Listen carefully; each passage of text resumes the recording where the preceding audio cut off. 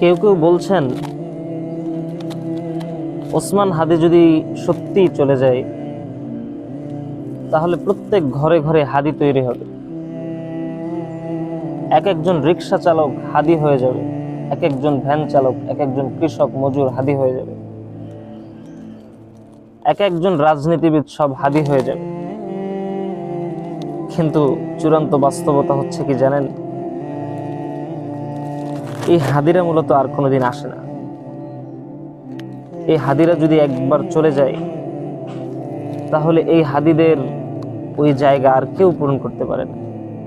আপনি দেখেন ইতিহাস ঘেটে, এই হাদির মতো যত হাদি সমাজের রাষ্ট্রের কল্যাণ চেয়েছে, মানুষকে একটু ভালো রাখার ছুতোয়, মানুষকে একটু ভালো রাখার তাগিদে নিজের ভালো থাকাটুকুকে বিসর্জন দিয়েছে, এরকম যত হাদি পৃথিবীতে এসেছে, বিশ্বে এসেছে, কোনো হাদি নেক্সট টাইম আর কখনো ফিরে আসেনি। ঠিক যে কথাই বলুক, ওসমান হাদি যদি চলে যায় তাহলে এই হাদির মতো আর হাদি আসবে না। এই জমিন এরকম হাদির মতো আরেকজন হাদি তৈরি করতে পারবে না। আপনারা দেখেন নাই আমাদের বরিশালের চাখারের গর্ব শেরবাংলায় একে ফজলুল হক ছিল, আসছে তার মতো আর কেউ? বিএনপির চেয়ারপারসন, বিএনপির প্রেসিডেন্ট, বাংলাদেশের প্রেসিডেন্ট ছিল জিয়াউর রহমান। এখন তো প্রত্যেক আন্দোলনে, প্রত্যেক স্লোগানে শোনা যায় যে এক জিয়া লোকান্তরে লক্ষ জিয়া ঘরে ঘরে। আদৌ কি সেরকম আরেকজন জিয়াউর রহমান কি এসেছে বাংলাদেশে? আপনার মনে হয় যে ওরকম আরেকজন জিয়া আসবে? এই জিয়াউর রহমানরা, এই হাদিরা আর কখনো ফেরত আসে না। কিছুদিন পরে দেখবেন যে খালেদা জিয়া চলে গিয়েছে, এই খালেদা জিয়াও আর আসবে না দ্বিতীয়জন। কিছুদিন পর জামাতের আমির চলে যাবে, এরকম জামাতের আমির আরেকজন আসবে না। সত্যি এই ওসমান হাদিরা হচ্ছে এই যুগের, প্রত্যেক যুগে যুগে আল্লাহ তাআলা মানুষদেরকে কিছু উপহার দেয়। এটা আমার মনে হয়, এটা আপনাদের কাছে বললাম যে প্রত্যেক যুগে যুগে কিছু মানুষদেরকে আল্লাহ নিজের পক্ষ থেকে উপহার দেয়। এই উপহারগুলো আর তৈরি হয় না। ওই যে স্পিরিট, ওই যে স্পৃহা, ওই যে শক্তি, সামর্থ্য, কথা বলার ধরন, যে কথা, প্রত্যেকটা কথার মধ্য থেকে স্ফুলিঙ্গ বের হতো, আগুন বের হতো, এরকম সত্যবাদী, ন্যায় নিষ্ঠাপরায়ণ এরকম লোক আর তৈরি হবে না। এরকম ওসমান হাদি হয়তো আরো আসবে, কিন্তু ওসমান হাদির মতো এরকম স্পৃহা নিয়ে কেউ কথা বলতে পারবে না। ওসমান হাদির মতো এরকম শক্তি, সামর্থ্য নিয়ে কেউ সাহস নিয়ে রাস্তায় চলতে পারবে না। এটা হবে না, এটা হয় না। এটা আপনি আমি সান্ত্বনা নিতে পারি যে ওসমান হাদি প্রত্যেক ঘরে ঘরে তৈরি হবে, কিন্তু এটা আদৌ কোনোদিন সম্ভব না। দেখেন এই ওসমান হাদির বয়স কত ছিল? ছোট্ট একটা বাচ্চা, 3-4 বছর বয়স। এই বাচ্চাটা যখন বেড়ে উঠবে, যখন বড় হবে, তখন তার বাবাকে কিভাবে চিনবে, কি নামে চিনবে? এই রাষ্ট্রের প্রতি তার কি একটা ঘৃণা তৈরি হবে না? যেখানে ওসমান হাদি 3 জনের তালিকায় 3 জনকে খুন করা হবে, এই নিউজটা দেশবাসী জানতে পারলো ওসমান হাদি মৃত্যুর আরো কিছুদিন আগে। অথচ এই রাষ্ট্র ব্যবস্থা, এই ভঙ্গুর প্রশাসন, এই গোয়েন্দা সংস্থা, এই প্রতিবন্ধীরা এগুলো দেখে নাই, ওসমান হাদির মতো একটা মানুষকে নিরাপত্তা দিতে পারেনি। নেক্সটে আরো অনেক কিছু দেখার বাকি আছে এই বাংলাদেশে। আপনি দেখবেন যে তারেক রহমান একদিন বাংলাদেশে আসবে,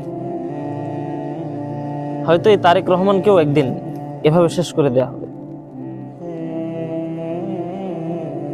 এই তারেক রহমানরা, এই জিয়াউর রহমানরা, এই ওসমান হাদিরা আর এই পৃথিবীতে আসবে না।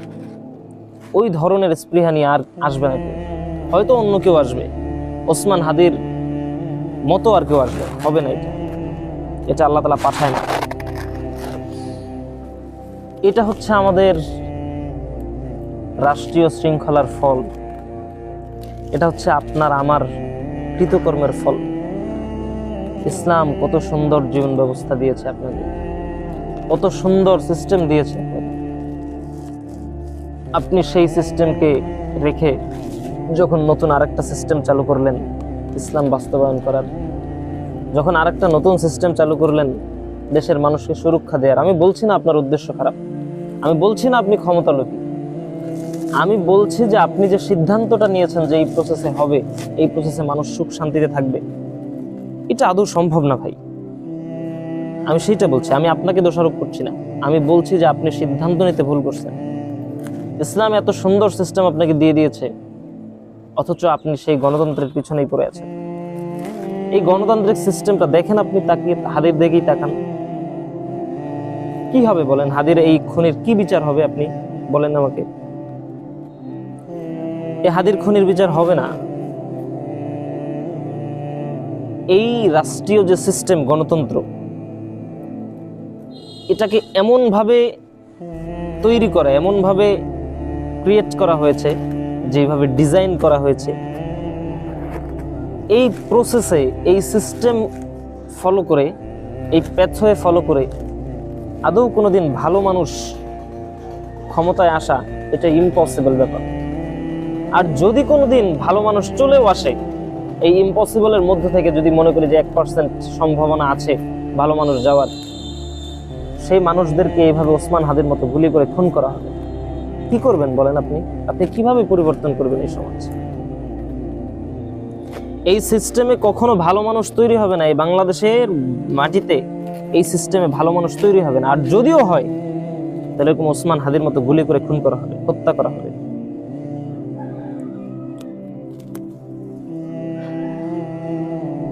আল্লাহ আমাদের সকলকে হেফাজত করুক। ওসমান হাদি, এই যে কিছুদিন আগে তার প্রোফাইলে একটা ছবি দেখলাম, যেখানে জামায়াতের প্রার্থী ঢাকা 8 আসনের এবং বিএনপি প্রার্থী মির্জা আব্বাস, এই দুইজনের ব্যানারের মাঝখানে দাঁড়িয়ে তিনি তার হ্যান্ডবিল হাতে নিয়ে এরপর ছবি তুলে এরপর ফেসবুকে পোস্ট করে লিখলেন যে আমাদের 3 ভাইয়ের জন্য দোয়া করবেন। জামাতের প্রার্থীকে তিনি ভাই বললেন, মির্জা আব্বাসকে তিনি ভাই বললেন। আপনি দেখান তো একজন নেতা এরকম আছে কিনা বাংলাদেশে? ওসমান হাদি যতটা, আমি বলছি না ওর মানহাজ মাসলাক বাদ, আমি বলছি ওসমান হাদি নিজের যতটুকু জানতো, সেইখান থেকে যতটুকু ন্যায়পরায়ণতা ছিল এই ছেলেটার মধ্যে, সেই ন্যায়পরায়ণতা থেকে আপনার আমার মধ্যে আছে? আপনি আমি তো অনেক বড় বড় কথা বলি, ওসমান হাদির মতো এরকম সাহস, এরকম স্পৃহা, এরকম অগ্নিঝরা বক্তব্য কেউ দিতে পারবে? কাউকে দেখছেন দিতে? 5ই আগস্টের পর সবার চেহারা চেঞ্জ হয়ে গেছে, শুধুমাত্র এই হাদি ছাড়া। আপনি দেখান তো হাদির মতো আরেকজন।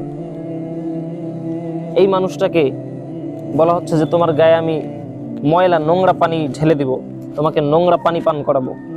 তো হাদি বলছে যে আপনি আমাকে নোংরা পানি পান করান, ঠিক আছে, পান করানো যদি শেষ হয়, আপনার যদি খুশি লাগে আমাকে নোংরা পানি পান করে, তাহলে এরপরে শেষে আসেন আপনার সাথে একটু চা খাই, আমাকে একটু ভালোবাসেন। এই ওসমান হাদিকে খুন করা হলো, গুলি করা হলো, গুলি করে মারা হলো। এরকম ওসমান হাদি আর তৈরি হবে না ভাই, যতই বলেন। এরকম ওসমান হাদি আর কোনোদিন তৈরি হবে না। ঘরে ঘরে তো দূরের কথা, আর একজন তৈরি হবে না। হয়তো আসবে অন্য কেউ, কিন্তু ওসমান হাদির মতো এরকম শক্তি সামর্থ্য, এরকম হিম্মতওয়ালা লোক, এরকম দেশপ্রেমওয়ালা লোক আর এই জমিন উৎপন্ন করবে না। আর কোনো মা ওই ধরনের সন্তান বাংলাদেশে জন্ম দিবে না। এটাই সত্য, এটাই নির্মম সত্য, এটাই সত্য, এটাই বাস্তব। যাই হোক, আমরা অন্তরের অন্তঃস্থল থেকে আমাদের হাদি ভাইয়ের জন্য দোয়া করি। এই ঘটনাটা আমাকে কতটা কষ্টে ফেলছে এটা আসলে আমি আর আমার আল্লাহ জানে। আমি গতকাল রাতে ঠিকমতো ঘুমাইতে পারিনি। যখন খাটে গিয়ে শুয়েছি ঘন্টার পর ঘন্টা আমার চোখ থেকে খালি পানিই পড়ছে। আমি চিনি না হাদিকে, ওকে কখনো দেখি নাই, ওকে কখনো স্পর্শ করি নাই, কিন্তু কেন যে এই হাদির জন্য এত মায়া নিজের মধ্যে আমি নিজে বুঝতে পারি না। আল্লাহ আমাদের হেফাজত করুক, এই হাদিকে এই বাংলাদেশের জন্য আল্লাহ বাঁচিয়ে রাখুক। হাদির যে অবস্থা আমি দেখছি, যেটা নিউজে শুনতেছি, তাতে হাদি আর ফিরবে কিনা জানি না, তবে আল্লাহ চাইলে, আসমানের আরশের মালিক যদি চায়, এটা অসম্ভব কিছুই না। সবাই বেশি বেশি দোয়া করতে থাকেন। এই শেষ পরিশেষে আমি যেটা বলবো সেটা হচ্ছে যে এই হাদিরা আসবে চলে যাবে, এভাবে চলবে, কিন্তু এটা সত্য যে বাংলাদেশের মাটিতে যতদিন একজন তাওহীদবাদী মুসলমান জীবিত আছে ততদিন পর্যন্ত এই বাংলাদেশ কারোর তাবেদারি করবে না ইনশাআল্লাহ। বাংলাদেশে যে আধিপত্যবাদ চলছে, এই আধিপত্যবাদকে ধ্বংস করার জন্য একদিন না একদিন একজন সালাহউদ্দিন আইয়ুবী হলেও আসবে ইনশাআল্লাহ। আসবেই আসবে, আসতেই হবে, আল্লাহ তাআলা পাঠাবে ইনশাআল্লাহ এরকম একজন সালাহউদ্দিন আইয়ুবী। আপনি দোয়া করতে থাকেন, আল্লাহর উপরে তাওয়াক্কুল করে হাদি ভাইয়ের জন্য অন্তর থেকে দোয়া করেন যেন হাদি ভাইকে আমাদের মাঝে আবার ফিরিয়ে দেয়। আমিন ইয়া রাব্বাল আলামিন। আসসালামু আলাইকুম ওয়া রাহমাতুল্লাহ।